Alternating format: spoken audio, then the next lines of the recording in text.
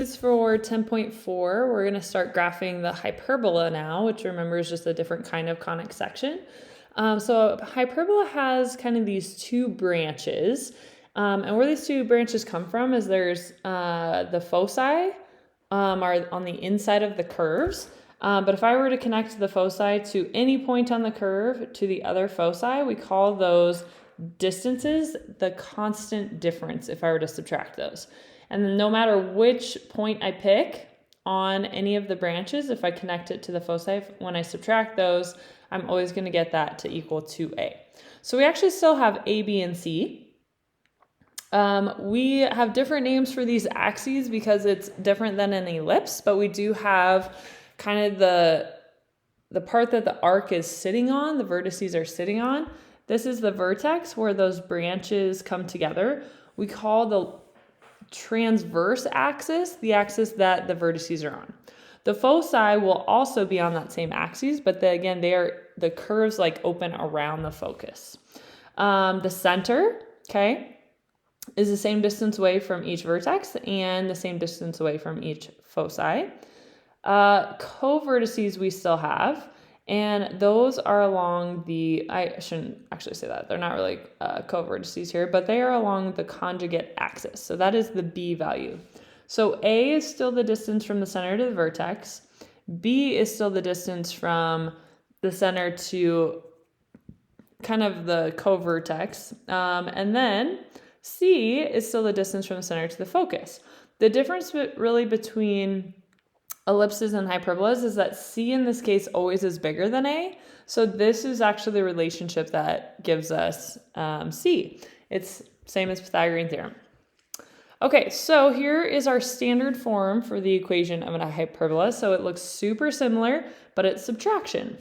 Notice too, we can have two different orientations. So if the X comes first, it's horizontal. If Y comes first, it's vertical, but A will always be come first. It will just be either under X or under Y. Okay, so let's do some graphing. Okay, so here are the pieces we want to determine. We want to find A, B, and C. Okay, the center is still the same. It is the numbers with X and Y in the numerator. Here I don't have any. A here is always first. So A is always the first one. So that's A squared. And the second one is always B for a hyperbola. Okay, so A then must be 3. B is 4. And then C we get by doing C squared equals A squared plus B squared. And when I do that, I'm going to get C is 5. Okay, so the focus is based off of the center. Same with the vertices and co-vertices. So let's go ahead and graph this. So we've got 0, 0. Okay, A is 3. This one is going to be oriented this way because A is under the X. So here's how I get the vertices. I'm going to go out 3. 1, 2, 3. These are my vertices. 1, 2, 3. So my vertices are at negative 3, 0 and 3, 0. Co-vertices mean I go up 4 from the center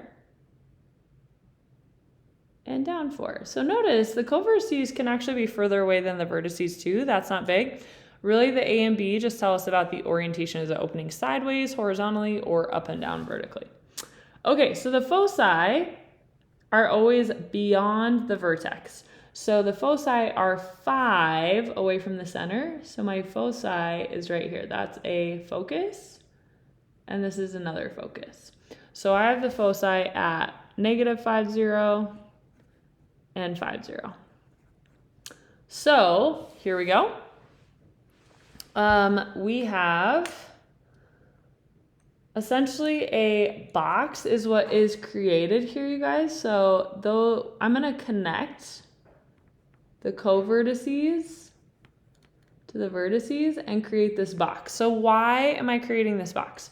So the asymptotes connect corner to corner. So if I were to connect corner to corner, these are the asymptotes which I need because the branches of the hyperbola, the curves, exist between the asymptotes. Okay, so my vertex was here. So I'm just going to plot my vertex, and then I'm just going to kind of get close to the asymptote here on each side. Okay, so the A and B help us create the box. The box I use to create the asymptotes, and then I connect the vertex to the curves so that they're between those two slant asymptotes. Okay, so domain and range is helpful to look at the picture to get this. So domain, I have everything up to this vertex, right? So I'm going to say negative infinity up to my vertex, which was -3.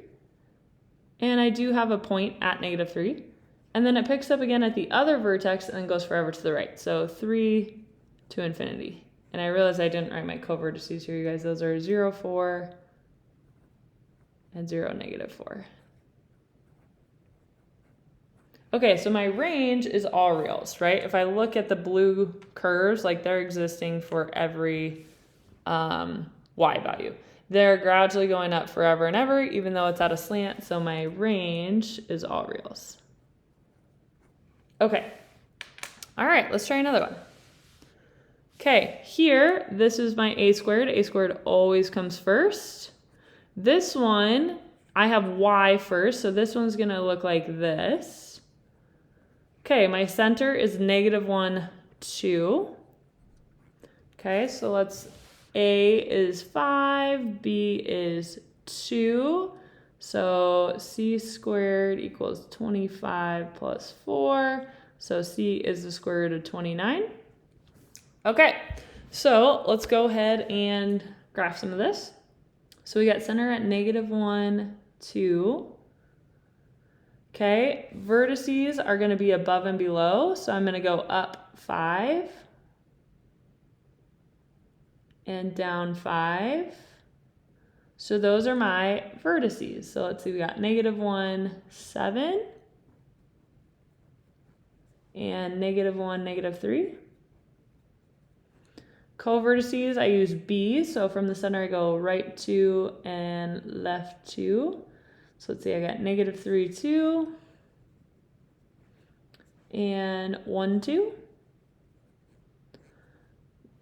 Okay, foci are from the center, and remember it's beyond the vertex, so it's the center, and it goes up root 29. Since that's not a nice number, we're going to kind of write it how we did before with the ellipses. This would be affecting the y coordinate.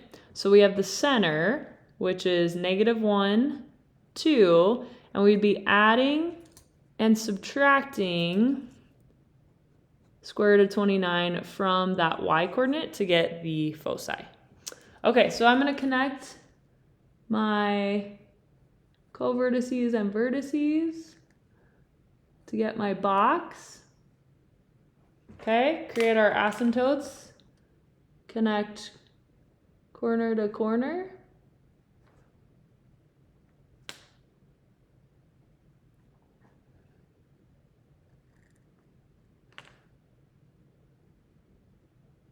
All right, and this one I know is oriented vertically.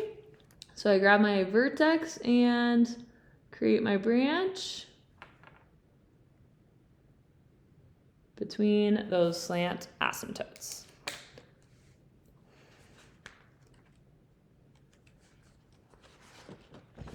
All right, we got one last example here, you guys. Okay. All right, this one, here's my a squared. So a is 3, b is 7. So c squared equals 9 plus 49. So square root of 58. Okay, center is at 3, -5. This one's oriented like this since a is under x. Okay, so let's start. We got 3. 1, 2, 3, 4, 5. Okay, we're going to go right 3 and left 3 since that's the a value. So there's my vertices. So we got 0, -5, and 6, -5. Okay, co-vertices, I'm going to use 7. So from -5 up 7 is going to put me at 2. Let's see, 5, 7, so we're going to be down at -12. Okay, so let's see, we got 3, 2, and 3, negative 12. Okay, create our little box here.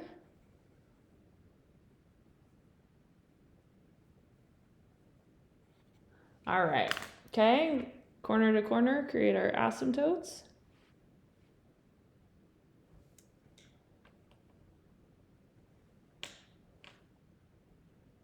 All right, and this one, got our vertices between the branches. So this one's nice and wide.